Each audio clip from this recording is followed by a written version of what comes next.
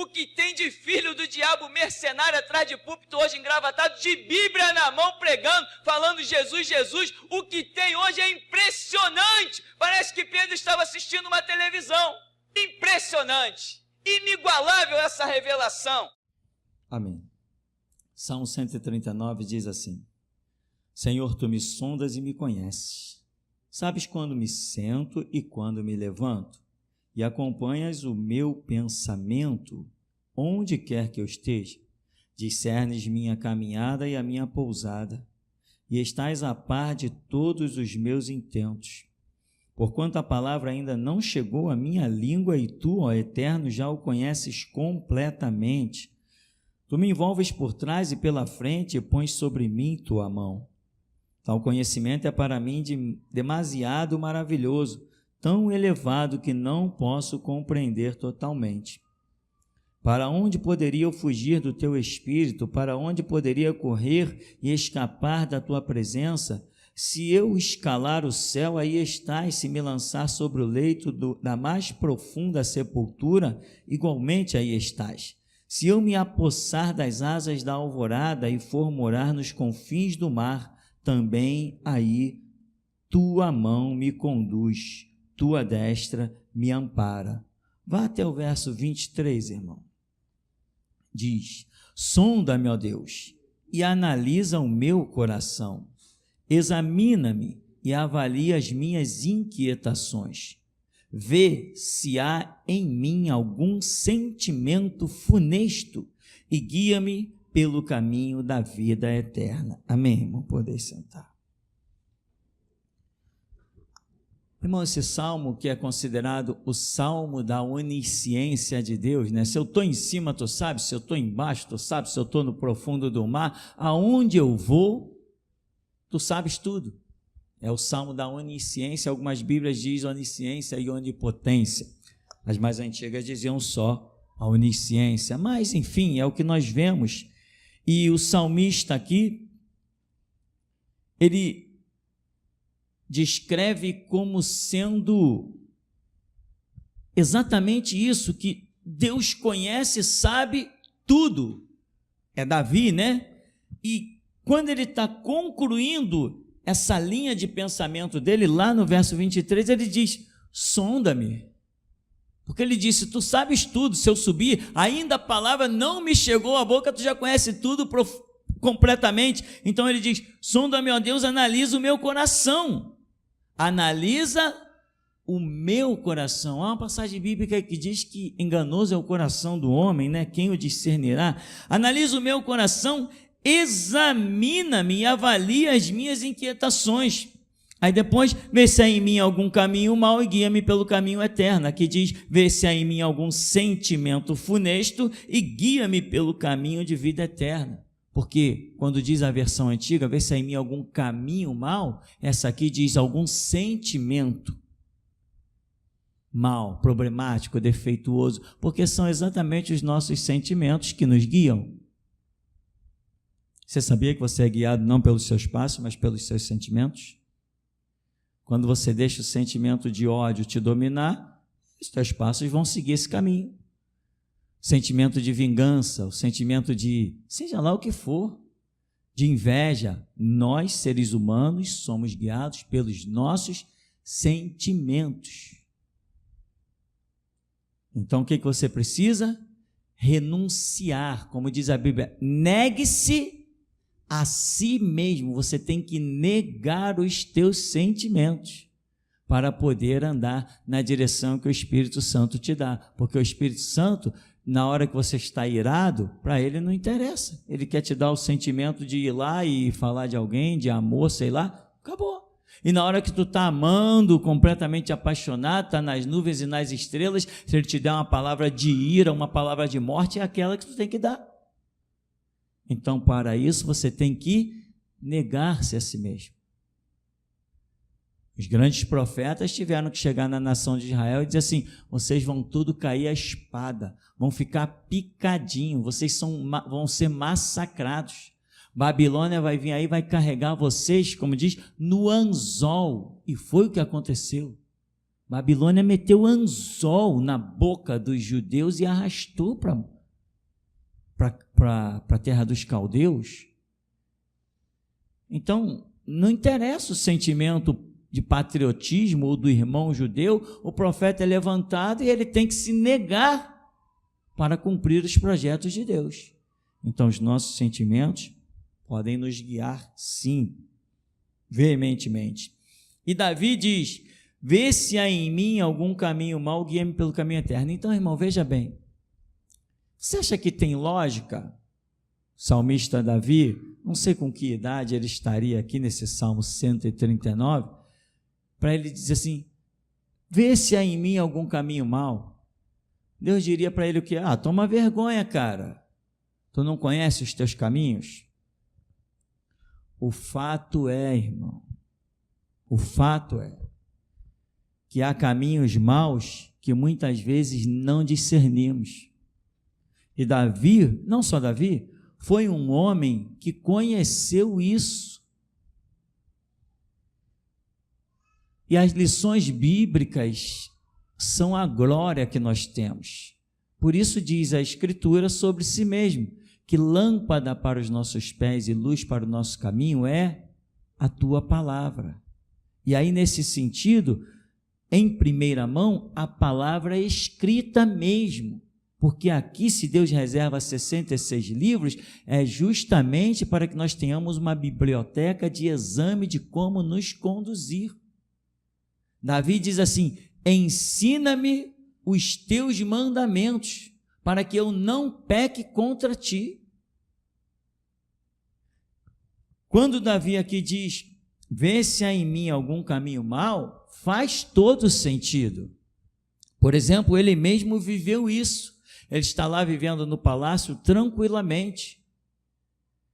Teve um erro lá, um adultério com Betseba, depois ainda vai, faz um esquema, manda matar Urias e está lá tranquilão, em paz. Não é que ninguém soubesse do pecado de Davi. Eu estou em paz porque ninguém sabe do meu pecado. Não, todo mundo sabia. O pessoal do exército sabia, eles foram obrigados a abandonar Urias na frente da batalha. O pessoal do palácio sabia o que Davi tinha feito, porque ele não foi lá buscar Betseba, ele mandou um mensageiro ir lá pegar Betseba e trazer ao palácio. Bateu na porta: Betseba? Sim, o rei quer ver-te. Mandou alguém, e esse alguém falou. Há um historiador, há vários filmes, até novelas, que mostram claramente um parente de Davi, parente por consequência de ele ter sido casado com a mulher de Saul, ou a filha de Saul, a primeira esposa dele, e o homem fica o tempo todo jogando isso na cara dele, fica o tempo todo citando isso dentro de um palácio, não jogando na cara dele assim direto, mas citando para as pessoas, ou seja, ficou conhecido o delito de Davi, mas mesmo assim ele ficou tranquilo. Talvez ele achasse que com a morte de Urias e ele assumindo Betseba, ele tivesse resolvido o problema dele. Sabe-se lá o que se passava na cabeça dele. E muitas vezes é assim, irmão. Muitos de nós, seres humanos, podemos achar que os problemas estão resolvidos. Mas Davi diz assim: vê se há em mim algum caminho mau, porque eu não estou conseguindo ver, eu não estou conseguindo discernir. Eu sei que essa expressão é muito importante. Tem uma passagem bíblica aqui do Salmo 19, no verso 7, que diz: a lei do Senhor é perfeita, revigora todo ser. As palavras que vêm do Senhor são dignas de confiança e transformam os mais humildes em sábios.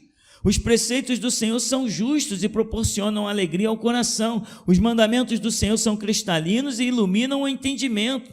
O temor do Senhor é puro e permanece eternamente. As ordenanças do Senhor são verdadeiras e todas igualmente justas. São mais desejáveis que o ouro, mais do que muito ouro refinado, são mais doces do que o mel, do que as gotas de favo. Por suas ordenanças teu servo é esclarecido e existe grande recompensa em a elas obedecer. Quem pode perceber, olha aí, quem pode perceber os próprios erros? Purifica-me dos que ainda não me são claros. É aquela passagem que a gente diz, vê se há em mim algum caminho mau, expurga-me dos pecados que me são ocultos. Davi menciona a questão, duas questões semelhantes, no Salmo 139 e aqui no Salmo 19. E Davi viveu isso. Quando Natã, o profeta, chega e diz, Davi, o homem tinha isso, mandou pegar aqui, matou lá e tal. Este homem é digno de morte. Ora, alguém daria sentença sobre si mesmo de morte? Com tanta ira? Onde está esse homem? Tem um filme que diz assim, Davi diz assim, o quê? Foi assim numa área do lado, pegou a espada dele, sacou e disse, como é que é? Quem fez isso? Me mostra esse homem, eu não quero que ninguém toque nele, ninguém o matará, eu mesmo vou matá-lo. E o profeta diz, este homem és tu. Tu adulteraste com Betseba. Tu mandaste matar Urias. Estava completamente oculto dentro de Davi esse delito. Não oculto ao ponto de ele não saber que estava lá, mas oculto ao ponto de ele saber, de ele não saber que ele seria julgado por aquilo. E sabe por que Deus desenterrou o pecado de Davi? Para que quando ele estivesse perante o tribunal, Deus não pudesse condená-lo. Simples assim. Simples assim. Porque se você tiver qualquer falha na tua caminhada, qualquer delito, qualquer problema, qualquer pecado, qualquer negrura não resolvida, você sabe que você está andando em direção a quê? Você está caminhando em direção ao trono branco, você está andando em direção ao dia, ao juízo do grande trono branco. E Deus quer que você chegue lá limpo. Eu sei, meu irmão, é o provérbio popular, Às vezes a ferida, para ser curada, tem que ser mexida, e mexer em ferida dói, não dói? Mas é a realidade. Mas quem mexe mesmo nas nossas feridas é o próprio Deus. Porque nenhum de nós quer mexer em ferida nenhuma. É passado. Não. Para um Deus onisciente não existe passado. E haja pregações aqui sobre isso.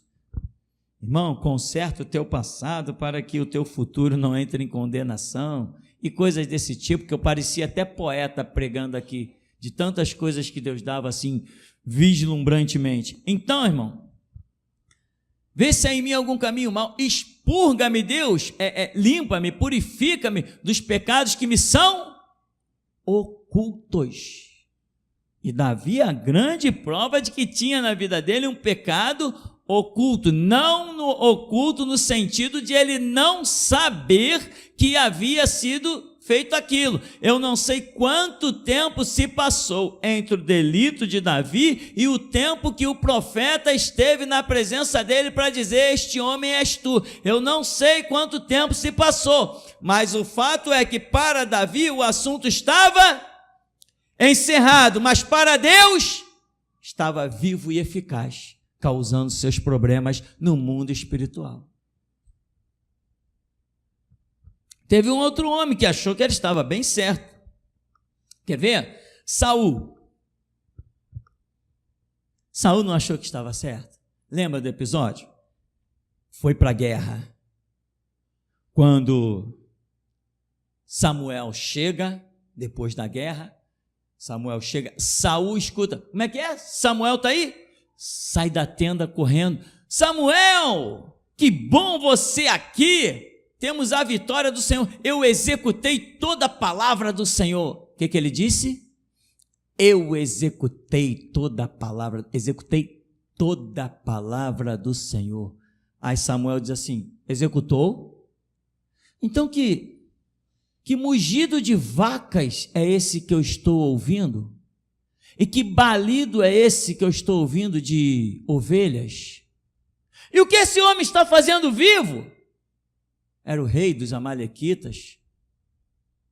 Como que você executou a palavra do Senhor? Não, eu executei, eu fiz o que o Senhor me mandou. Aquilo não custou caro? Puxa, como custou caro? Então, irmão, Saul foi mais um que tinha um episódio, chega diante de um profeta que ele sabia bem quem era, não poderia mentir diante daquele profeta, ou seja, ele falou de algo que ele acreditava ser verdade. Para ele aquilo foi verdade, mas não era uma verdade para Deus. As atitudes dele foram para ele o suficiente, porque ele vem, eu já fiz isso, fiz aquilo, preservei esses animais para oferecer ao Senhor, esse rei aí está vivo, não faz a mínima diferença, um rei vivo, não faz a mínima diferença. Eu executei as palavras do Senhor, mas executou? Não executou. Tinha um problema lá escondido, que precisava ser revelado. Samuel vem e revela. E quando Samuel diz, eu não vou me misturar com esse negócio aí não, que dá as costas, ele vai e mete a mão e puxa Samuel para perto, acaba rasgando a orla da veste de Samuel. Samuel diz, assim como essa orla foi rasgada, teu reino também será dividido, você também não sobreviverá. Assim rasgou de ti Deus o ministério. Tem um outro homem chamado Moisés. Moisés também ficou com um pecado oculto, não que ele não soubesse que tinha a transgressão, né? Mas ele não imaginava o valor que aquilo tinha, o peso que aquilo tinha diante de Deus. Senhor, o povo está pedindo água. Então, Moisés, vai até tal lugar, pega o teu cajado e fere a rocha. E ordena que a rocha dê água. Vai a tal lugar, ordena que a rocha dê água.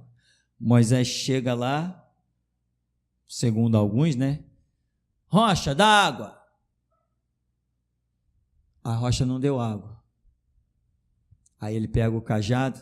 Seus rebeldes, vocês querem água, né? Vai, dá água! E bate na rocha 2 vezes. E a água deu rocha.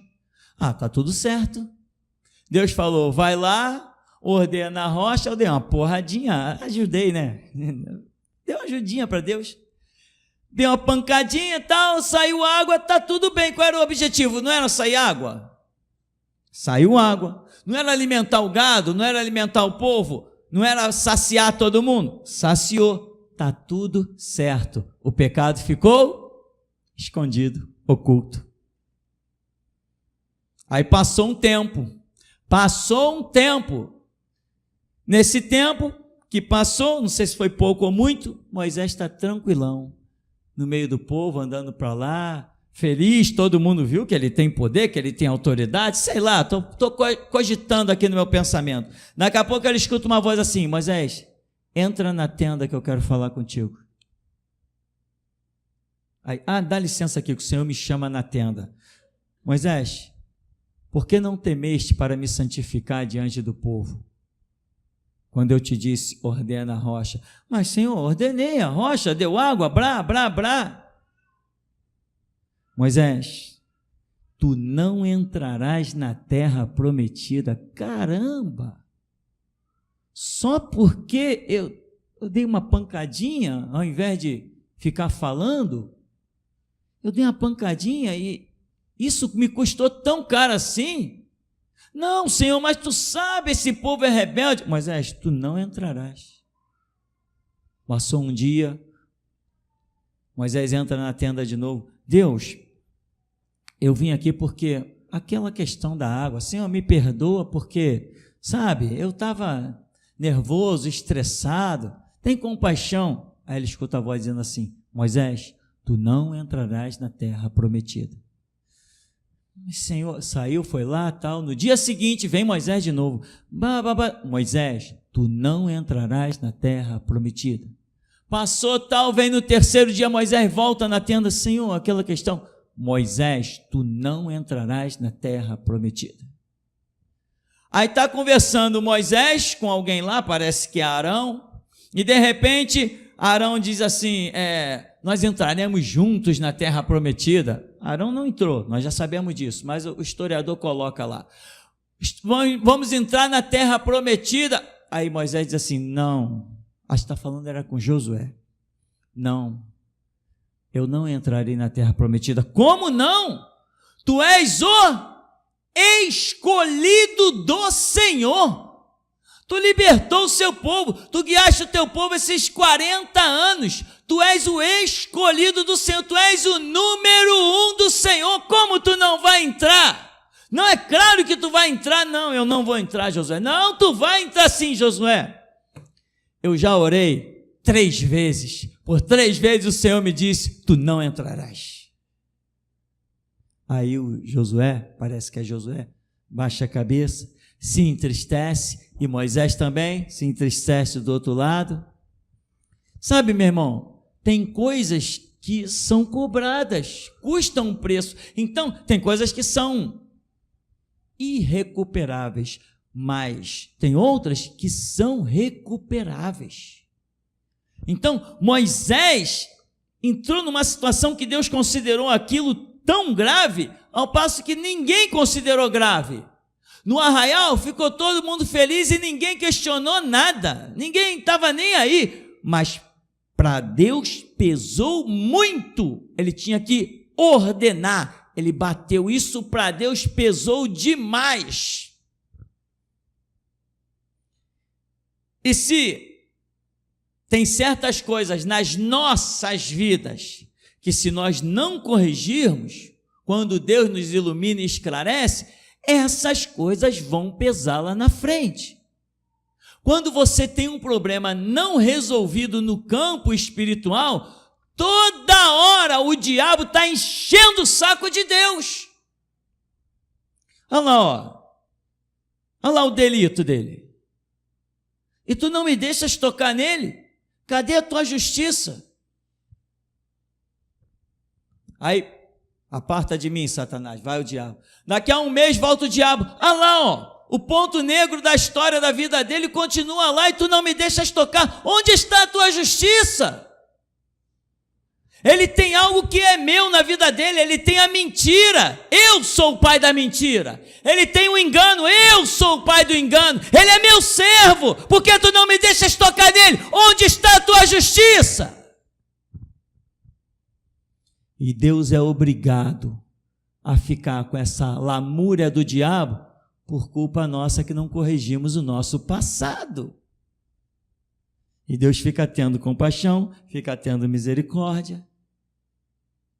Tem pessoas aqui dentro que deveriam ter tomado decisões há tempos atrás, há anos.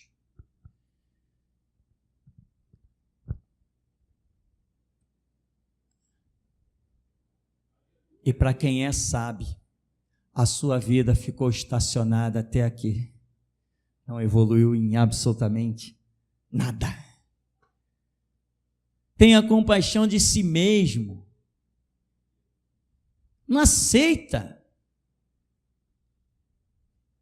Eu uma vez disse assim para Deus, Deus, eu estava lendo o Novo Testamento, eu disse, Deus, eu não aceito que a minha vida seja isso diante dessa palavra. É muita glória para que eu tenha essa vidinha.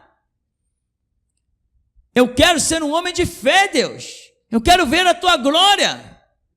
Eu escutei uma voz que dizia assim, para ser um homem de fé, precisa ser provado. Eu já contei isso, e eu vi a cena de Daniel entrando na cova dos leões, e eu fechei a Bíblia com uma violência assim, um livro pequeno, eu fechei com uma violência e disse, eu aceito. Eu estava dentro do meu trabalho, num horário lá vago, ficou todo mundo me olhando, o que deu em você? Está falando sozinho? Digo, estou falando sozinho. Entende, irmão?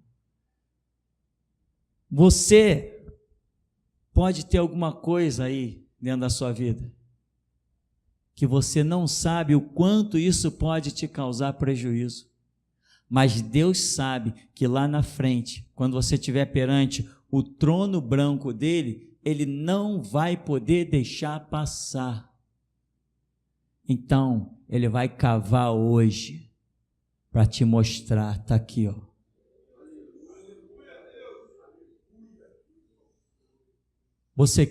Você quer?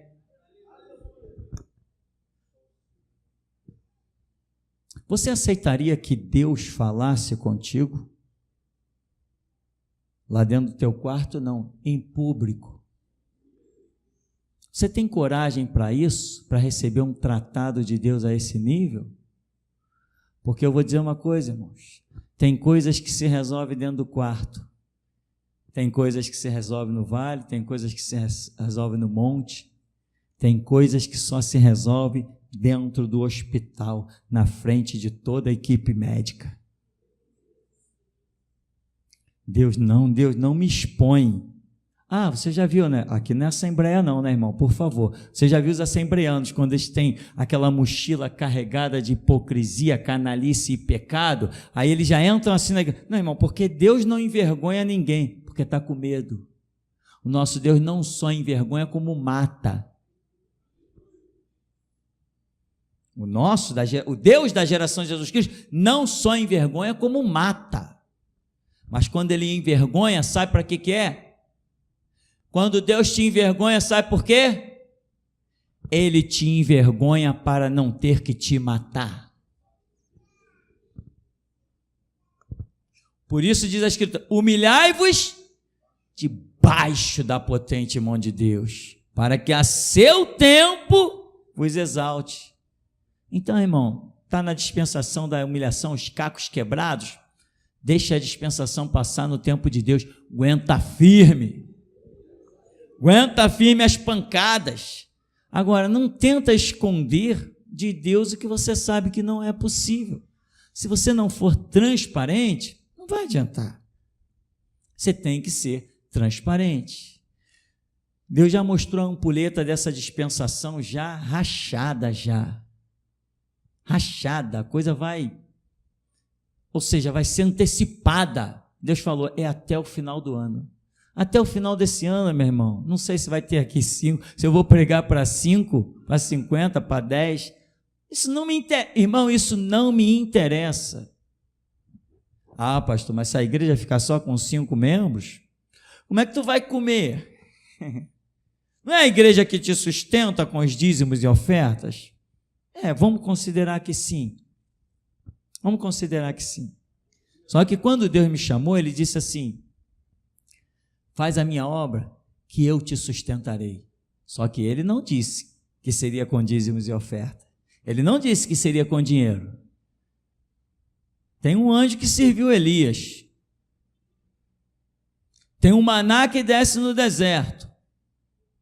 Eu creio no sobrenatural. Vou dizer uma coisa para vocês. Essa semana que passou, as irmãs lá da África, de Moçambique, mandou para o ministério R$13.500. Deus suscita o seu recurso de onde Ele quiser. E eu jamais refrearei a minha língua com medo das aflições dessa terra. Jamais. Eu fiz um pacto com o Senhor Jesus, que eu serei verdadeiro até a minha morte. Deus suscita, os irmãos do Japão constantemente estão mandando dinheiro para a conta. Então, Deus não tem só aqui e não tem só lá. A seleção de Deus é igual à sua graça. Aonde o ministério Geração Jesus Cristo foi estendido, tudo está acontecendo. Essa semana que passou, o irmão Rômulo me falou assim, puxa, Deus trouxe um mover aqui de cura de trauma, cura interior aqui nos irmãos, pastor, foi tremendo. Eu falei, glória a Deus, esse é o meu ministério. Deus prometeu que no meu ministério ia curar de traumas, expulsar demônio, ia fazer maravilhas. Nós temos visto isso, graças a Deus.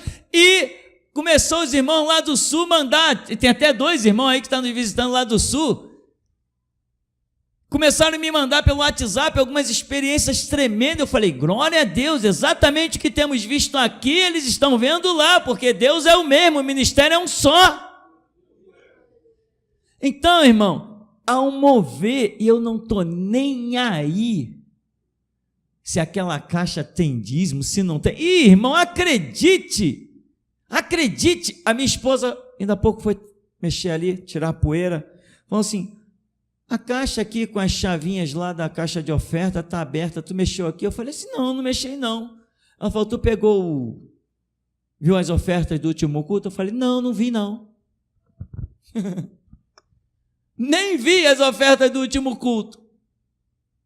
Porque isso não é o ponto principal das minhas atenções. O nosso negócio aqui é a cura de Deus. Quando eu falo de cura, eu não falo só de corpo, eu falo de alma, eu falo de espírito. Não, pastor, já ouvi falar em cura de alma, mas de espírito é mais profundo ainda. E tem cura de espírito. Quando a pessoa está ferida no espírito, ela anda sobre a terra que nem um zumbi. As suas palavras não fazem ligação uma com a outra. É uma coisa horrível, ela não entende nada. Ela parece um animal. Está ferido no espírito, é uma coisa terrível. Você quer ser curado mesmo? Mas tem remédio que é ruim pra caramba, né? Quer ser curado mesmo? Tem enfermidades que só começam a reagir com injeção, e tem gente que tem pavor de injeção. Tem enfermidade que você tem que ficar em cima de um leito 30 dias num soro, sob a administração de médicos. Você quer? Se você quer, meu irmão, muito que bem. Se você não quer, vai ficar levando uma vidinha de engano. Aqui é assim, a gente fala claramente, como se estivesse batendo um papo. Você não pode ficar levando uma vidinha de engano. Não, eu sou crente, né? Pega um bibrão, bota debaixo do braço, sou crente. Mete um ternão, eu sou crente, eu sou santo. Aí Deus olha assim, aconselho-te que de mim compres ouro refinado no fogo. Compre colírios de mim para que tu vejas. Tu dizes, rico sou, de nada tenho falta e não sabe que és um pobre, miserável, desgraçado, cego e nu. Como é que o homem de Apocalipse está dizendo? Rico sou e de nada tenho falta. Ele não fez a oração de Davi, expurga-me dos pecados que me são ocultos. Deus diz assim, tu diz o quê? Que tu é rico? Tu és um pobre, cego, miserável, desgraçado e nu. Deus pode apontar a tua nudez hoje. Tu é homem de Deus mesmo, tu é mulher de Deus mesmo. Ah, Deus pode, né? Deus pode, não é eu e os profetas aqui, nós vamos apontar. Ele pode ou não pode? Será que alguém tem dúvida o quanto Deus tem falado nesse lugar? Será que alguém ainda ousa dizer que as profecias são mentirosas?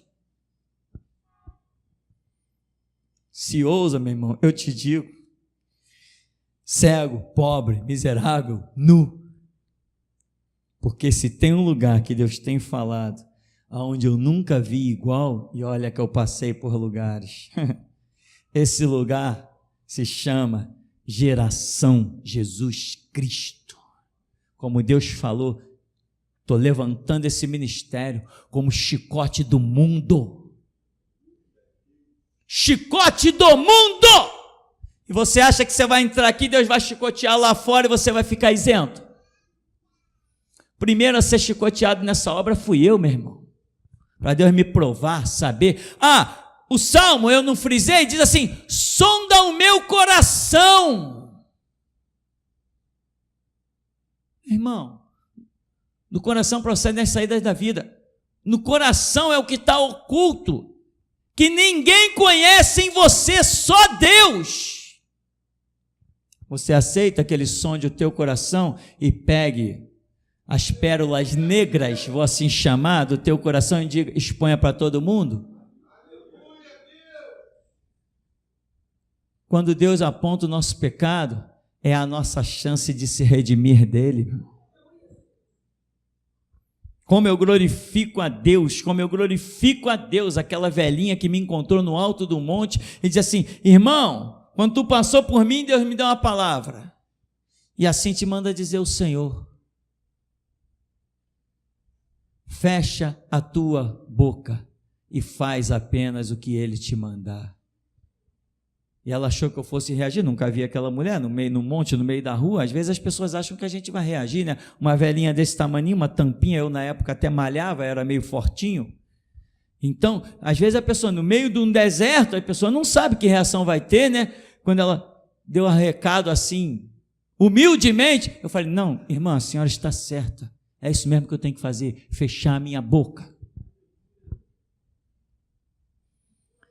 E talvez por causa da palavra que essa senhora me deu,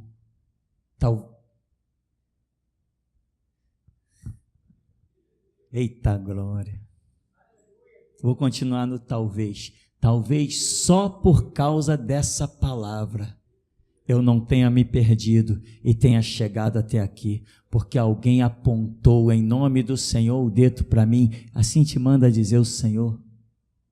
Fecha a tua boca e faz o que Ele te manda. Não, Deus não envergonha ninguém. Bom, depende dos deuses que tem por aí. O da geração Jesus Cristo envergonha sim.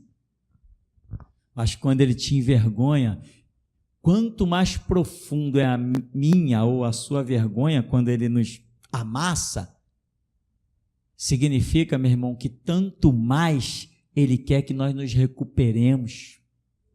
Quanto mais Ele nos pisa, é porque menos memória do passado vai existir.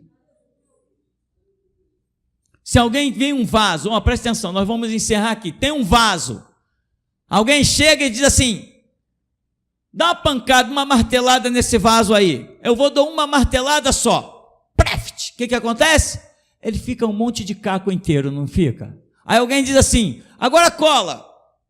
Eu vou e colo. Vai aparecer os remendos e vai aparecer as imagens do que era o vaso antigo. Mas quando Deus moer, transformar em pó, Ele bota na rodilha e faz um novo vaso, ninguém tem memória do que era antes. Diz para Deus, eu quero ser humilhado, eu quero ser pisado, eu quero ser trucidado, mas quero levantar uma nova criatura. Porque Ele só fará o que você deixar.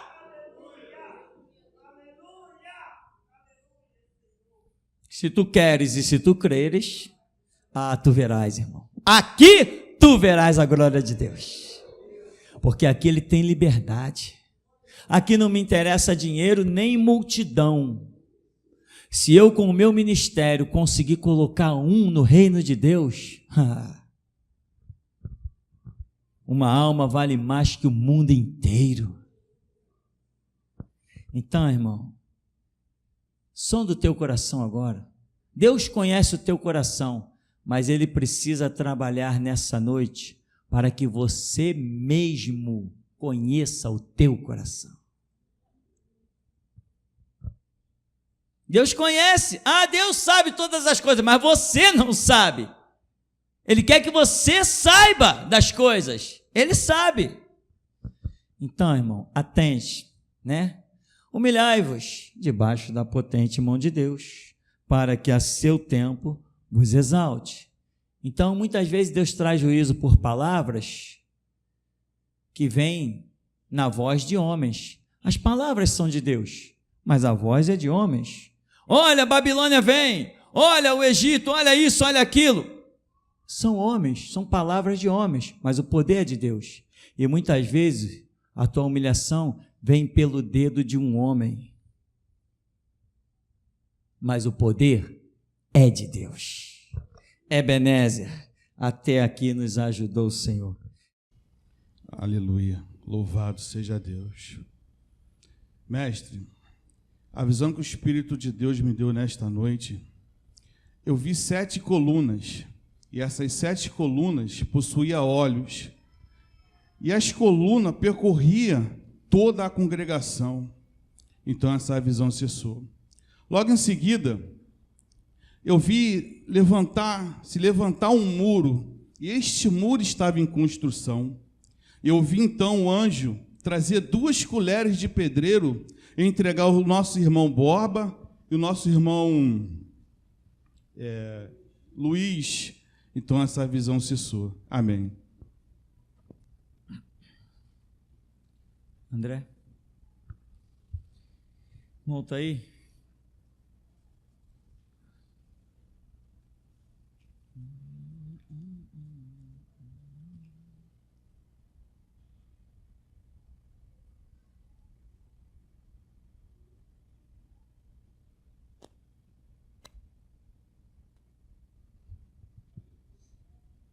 Aleluia.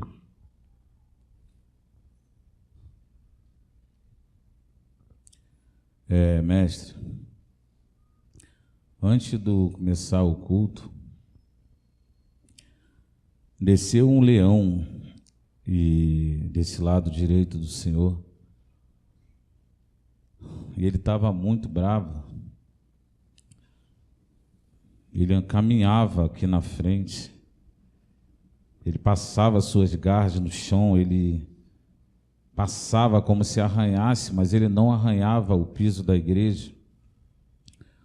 Então eu vi quando ele ficou lá na porta da igreja. E quando ele estava na porta, ele ficava de pé. E ele guardava a porta da igreja. Amém. É interessante, mestre, que eu dali olhar para esses vidros, eu via o Marcelo aqui dentro, e eu via a família do Marcelo aqui dentro, e eu indaguei a Deus na hora, que toda hora eu enxergava eles aqui sem eles estar. E existem pessoas aqui dentro com a mesma ideologia deles, diz o Senhor. Existem pessoas aqui dentro com a mesma cabeça dos rebeldes, diz o Senhor. Mas assim diz o Senhor: vós também sereis ceifados deste lugar, diz o Deus da geração Jesus Cristo.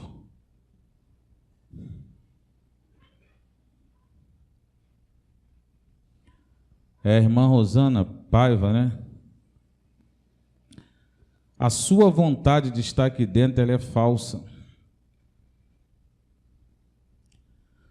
Aquilo que você pensa deste lugar é falso, diz o Senhor.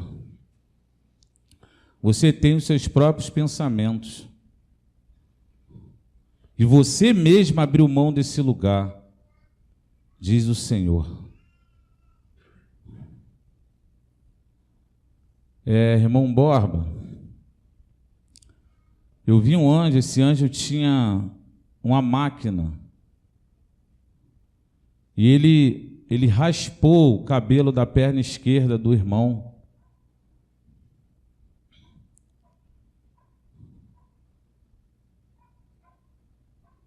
E assim diz o Senhor, irmão. O Deus da geração Jesus Cristo, Ele tem uma obra muito grande na sua vida, diz o Senhor. E Ele lhe entrega um colar nesta hora, irmão. Diz o Senhor, o Deus da geração Jesus Cristo, o teu Deus.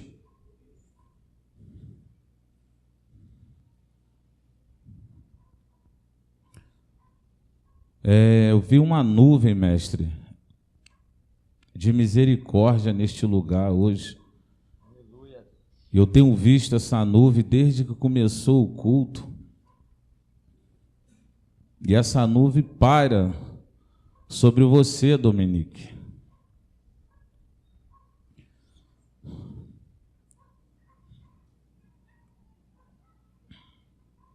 E assim diz o Senhor a ti: suporte os meus açoites. Não esqueça o que eu já lhe dei.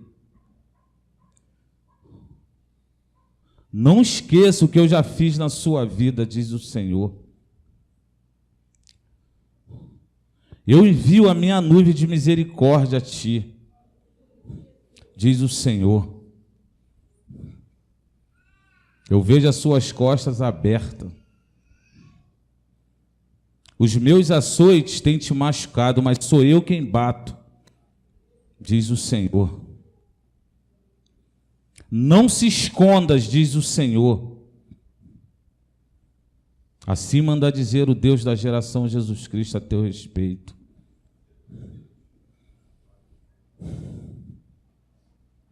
Aleluia, Deus.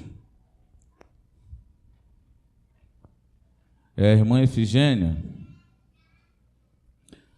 eu vejo um anjo, ele arranca algo do seu lado esquerdo. Ele faz uma espécie de cirurgia na irmã, nesta hora. Ele tira como se fosse gordura, e aquilo ali ia te fazer mal no futuro. Mas o teu Deus te opera nesta hora.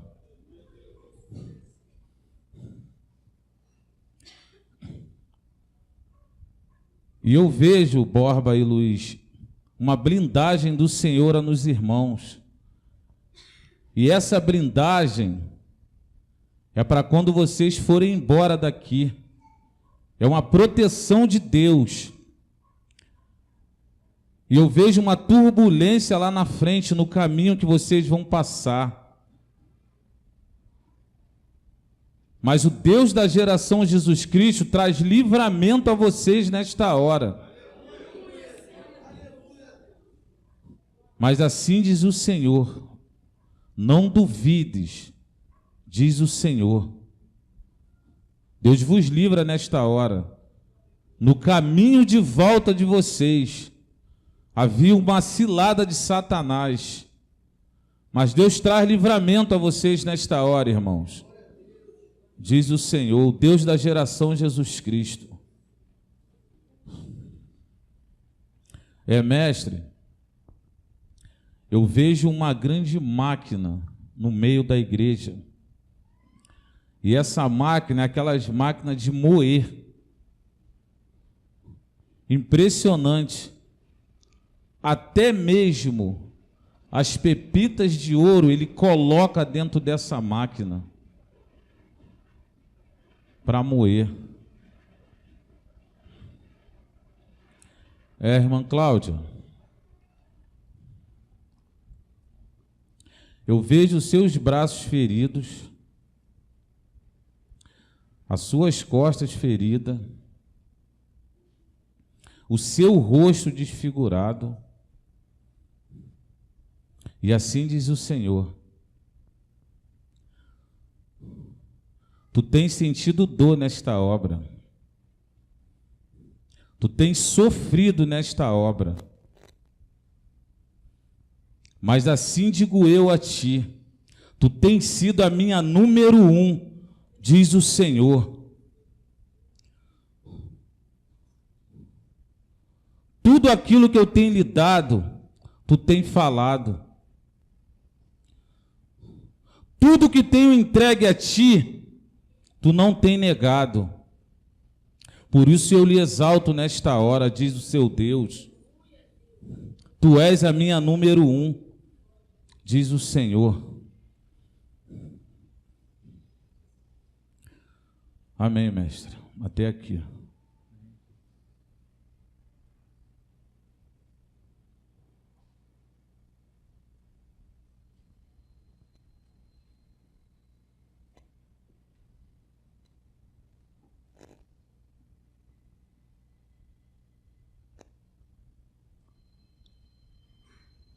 Deus manda relembrar. Eu avisei que levantaria a passada. Fizeram de desentendido. Luciano, com tanta falsidade, impossível sobreviver. Davidson, Deus tem uma ordem para você. Não absolva essa mulher. Eu vi uma cama. Nessa cama eu vi o Afonso e a Luciana deitados, juntos. Em seguida vi uma língua que amarrava os dois no meio do corpo. Deus manda dizer: usaram a intimidade para prejudicar muitos. Deus deixa um recado. Aquele que está em concordância com Marcelo, resolve a tua vida, pois terá o mesmo juízo.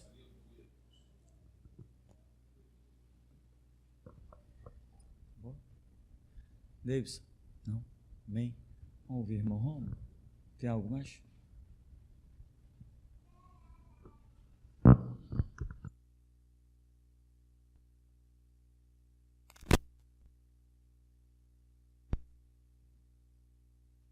Assim que começou o culto,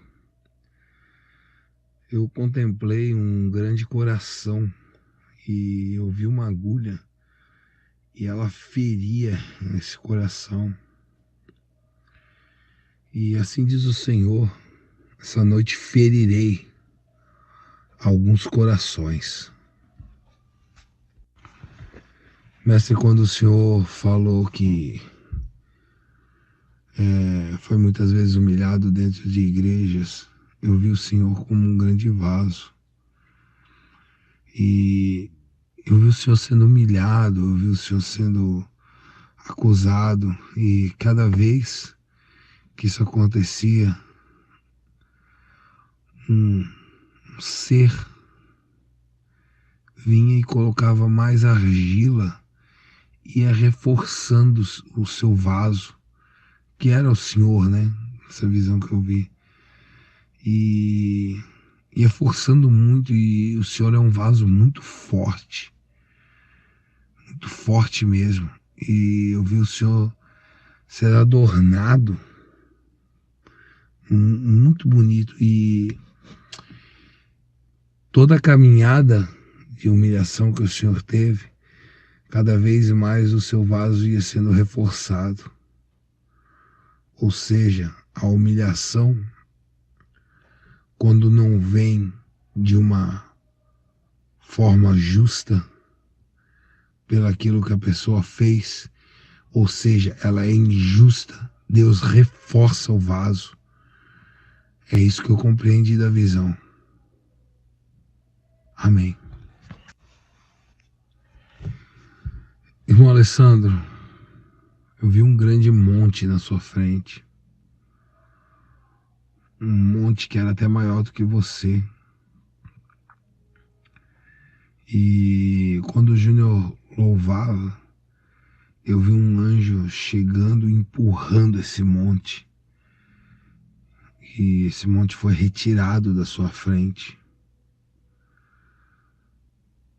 Esse monte impedia que você visse. Me pareceu isso que eu vi na visão. Você ficava encoberto atrás desse monte. E o anjo veio com as duas mãos e empurrou esse monte. Amém. Amém. Alguém mais? Não? Sim?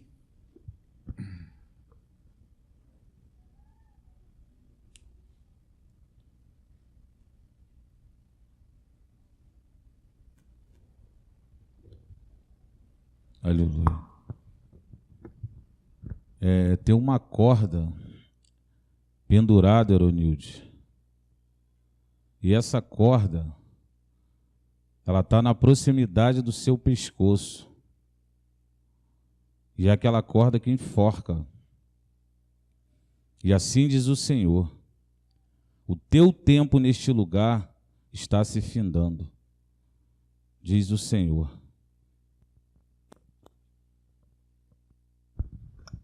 Aleluia.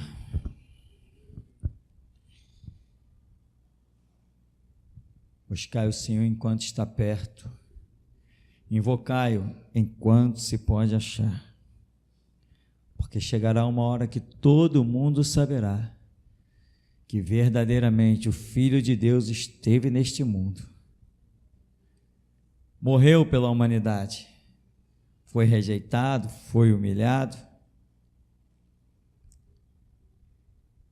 E alguns terão a convicção plena dessa história quando já for tarde demais. Senhor nosso Deus, nosso Pai celestial, a tua graça é o nosso sustento, tuas grandes misericórdias nos ajudou, nos sustentou.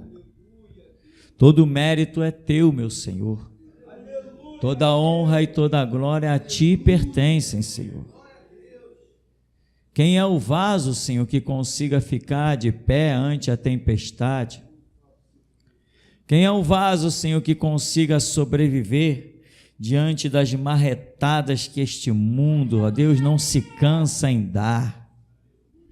Porque nós sabemos que em uma sociedade de injustos, Deus, o justo aguarda pelo mal vir sobre si.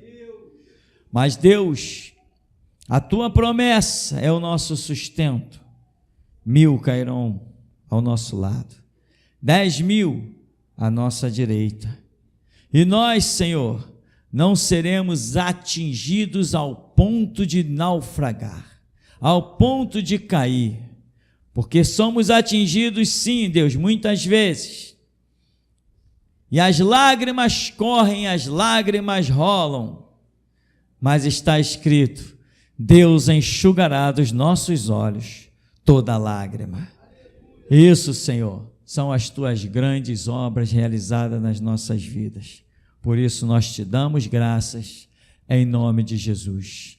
Leva o teu povo, Senhor, debaixo das tuas onipotentes asas, pois nós sabemos em quem temos crido, estamos certos de que tu és poderoso para guardar o nosso tesouro até o dia final, pois nós somos e permaneceremos em ser os teus guerreiros. Jesus, nós que por ti daremos a vida, te saudamos.